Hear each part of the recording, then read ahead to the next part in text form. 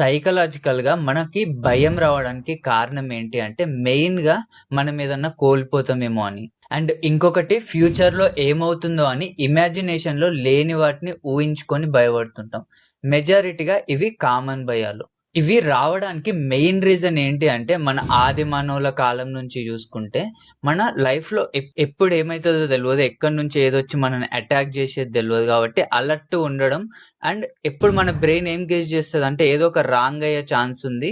అలర్ట్‌గా ఉండాలి అనేసి ఆ జీన్స్ మనకి ఇప్పటికి మన బ్రెయిన్ వైరింగ్ అలానే అయ్యుంది. అండ్ ఈ టైంలో ఏంటి అంటే సర్వైవల్ గావచ్చు, వేరే పర్సన్ నుంచి ఏమైనా థ్రెట్ ఒస్తదా? ఇలాంటివి ఆలోచిస్తది. ఇంకొక మెయిన్ రీజన్ వచ్చేసి అన్‌సర్టెనిటీ. మన బ్రెయిన్‌కి ఎప్పుడైనా సరే కొత్త విషయాలు గాని, తెలియని విషయాలు గాని ఎప్పుడు సేఫ్‌గా ఫీల్ అవ్వదు. వాటిని అడాప్ట్ జేసుకోవడానికి కొంచెం టైం పడతది. స్టార్టింగ్‌లో వాటికి అన్‌కంఫర్టబుల్‌గా ఫీల్ అయితది. ఇంకొక రీజన్ ఏంటి అంటే, మనకు చిన్నప్పుడు గావచ్చు, ఏదన్నా పెద్ద ఇన్సిడెంట్ జరిగి ఒక డిసిజన్ తీసుకోనో, ఒక పని చేసో, మనకి పెద్ద బ్యాక్‌లాష్ వచ్చో, దాని నుంచి ఎక్కువ పెయిన్ రావడమో, ఏదో ఒక ట్రామా చూసినప్పుడు, మళ్ళీ ఆ విషయాన్ని చేయాలంటే బ్రెయిన్ యాక్సెప్ట్ చేయదు. ఇంతకుముందు ఇంత ఫాల్ట్ అయింది. ఇప్పుడెళ్తే సేమ్ మళ్ళీ అదే రిపీట్ అయితదని జస్ట్ మన బ్రెయిన్ మన దగ్గర ఇంతకు ముందున్న ఇన్ఫర్మేషన్‌నే డిస్‌ప్లే చేస్తది.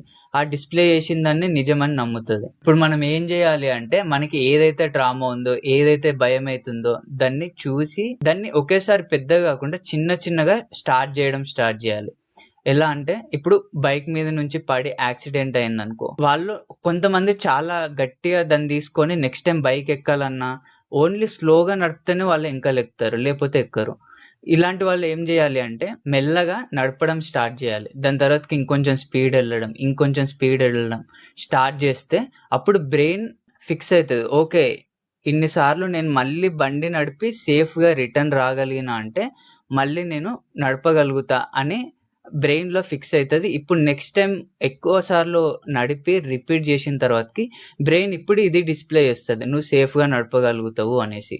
జస్ట్ మన బ్రెయిన్ ఇమాజినేషన్‌లో భయపడతది గదా! దానికి ప్రాక్టికల్‌గా అప్లై జేసి చూపిచ్చి, ఓకే. చేసి సర్వైవ్ అవ్వగలుగుతాం అని జూపిస్తే అది దాన్ని అడాప్ట్ జేసుకుంటది. మెజారిటీ ఆఫ్ 99% మన భయాలన్నీ ఇమాజినేషన్‌లో ఫ్యూచర్ గురించో తెలియని విషయాల గురించి ఇమాజినేషన్‌లోనే భయపడుతుంటాం. ఏమైతదో? ఎట్లయితదో? ఏమనుకుంటున్నారో? జస్ట్ వీటి గురించి ఆలోచిస్తూ ఉంటది. ఇప్పుడు మనం జేయాల్సింది ఏంటి అంటే, ఆ ఇమాజినేషన్‌లో పడకుండా ప్రాక్టికల్‌గా ఇప్పుడు ప్రెజెంట్ ఏం జేయగలుగుతాం? ఒక దాని గురించి భయమొచ్చింది. దాని గురించి నువ్వేమన్నా అప్లై చేయగలుగుతావా?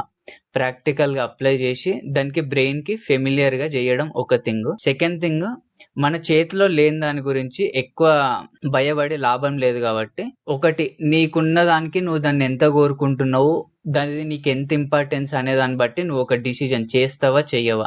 రిజల్ట్ మన చేతుల్లో లేదు. ఇదొక రియాలిటీ కంక్లూజన్‌కొచ్చినప్పుడు అంటే ఇమాజినేషన్‌లో ఇదైతదని పోకుండా ప్రాక్టికల్ థింకింగ్‌కొచ్చి ఏమేం సొల్యూషన్స్ ఉన్నాయి? నేనేం ఎలాంటి థ్రెట్ వచ్చే ఛాన్స్ ఉంది? దానికి నా దగ్గరున్న ఆప్షన్స్ ఏంటి? అని ఇలా అన్ని విధాలుగా ఆలోచించి అప్పుడు నీకు బెటర్ అనిపించిన డిసిజన్ తీసుకో. అదర్‌వైజ్ నీకు అప్పటికే భయమైతే లైట్ తీసుకో. భయం నుంచి ఓవర్‌కమ్ అవ్వాలి అంటే మెయిన్ రీజన్ ఏంటి అంటే దేన్ని టూ మచ్ సీరియస్‌గా తీసుకోవద్దు. లైట్ తీసుకున్నప్పుడే భయం ఫరక్ పడదు. లేదంటే అసలు మ్యాటరే లేని దానికి మనం టూ మచ్‌గా దానికి ఇంపార్టెన్స్ ఇచ్చి, దాన్ని ఫీడ్ జేసి, పెద్దగా జేసి అన్నెసెసరీగా భయపడతాం. అంతే.